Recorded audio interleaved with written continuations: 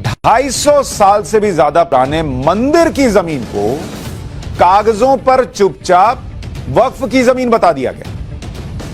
ये देख रहे हैं, मंदिर है 250 साल पुराना, वो कागज में वक्फ का हो गया, मंदिर भी वक्फ का हो गया और इस जमीन को माफियाओं के हवाले कर दिया गया।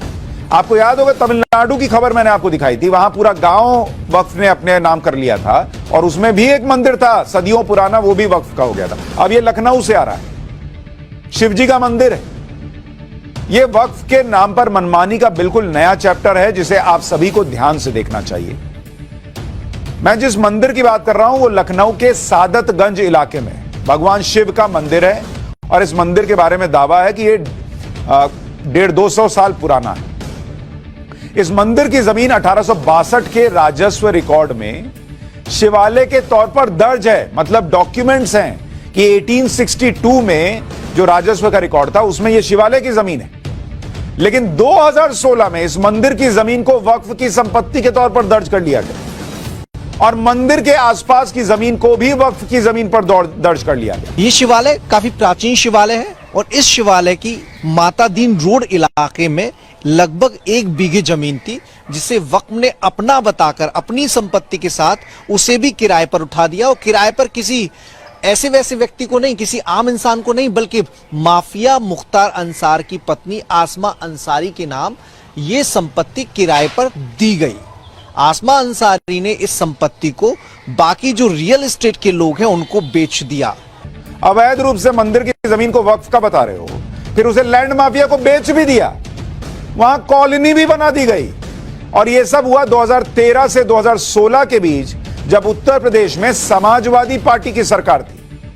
अखिलेश यादव मुख्यमंत्री थे, आजम खान बहुत पावरफुल मंत्री हुआ करते थे। शिवालय के जमीन पर लोगों के मकान भी बन गए। अब यह मामला तब सामने आया जब शमील शमसी नाम के व्यक्ति ने इन गड़बड़ियों की शिकायत की, जो वक्फ बचाओ मूवमेंट का अध्यक्ष है। एक बार इस शिकायतकर्ता को भी सुन लीजिए।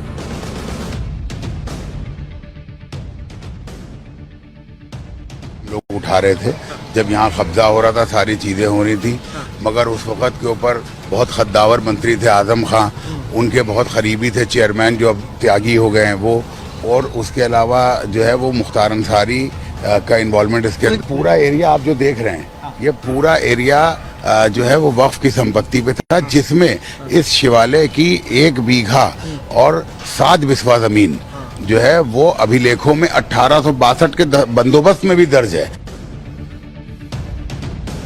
यानी हिंदू जो है वो अपने मंदिर के होने के रिकॉर्ड भी पेश करे, कहीं ज्ञानवापी का केस लड़े, कहीं मथुरा का केस लड़े, कहीं राम मंदिर का केस लड़े, और जहां न लड़े, जो इस तरह के शिवालय हैं जो उतने चर्चित नहीं हैं, उनकी जमीन वक्फ की हो जा रही है। और कुछ लोग कहते हैं इस देश में हिंदू राष्ट्र बनाया जा रहा है। हिंदू तो बेचारा लड़ रहा है, यह हालत हो रखी है उसकी। मैं आपको यही बार बार अलग अलग उदाहरण से बता रहा हूं कि वक्फ को इतनी पावर मिली हुई है कि 1862 से कितने ही रिकॉर्ड हों, एक आदमी एक हलफनामा देकर शिवालय की जमीन ले लेता है, वहां पूरी की पूरी कॉलोनी बस जाती है और लोगों को पता ही नहीं चलता, क्योंकि उसके ऊपर यह जिम्मेदारी नहीं है कि वो जमीन जिसकी है उसको बताए। हो गया वक्फ, गजब ही चल रहा है। मैं पप्पू हूँ, हमने टोटी चोरी कर ली, हम गधे हैं।